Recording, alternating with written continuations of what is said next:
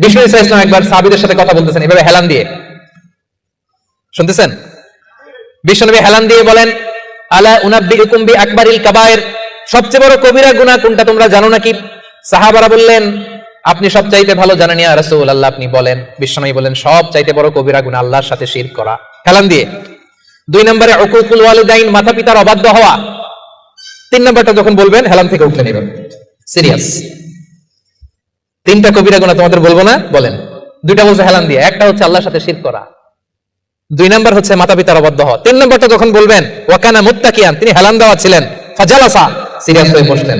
এরপরে বললেন, আলা ওয়া কাউলুজ যুর, আলা ওয়া শাহাদাতুজ যুর, সাবধান, মিথ্যা বলো না, মিথ্যা সাক্ষী দিও না, মিথ্যা সাক্ষী দিও না, মিথ্যা সাক্ষী দিও না। বিষ্ণু বলতেই লাগলেন, বলতেই লাগলেন, কতবার যে বলছেন তার কোনো হিসাব নাই। সুবহানাল্লাহ। সিরিয়াস, খুবই সিরিয়াস।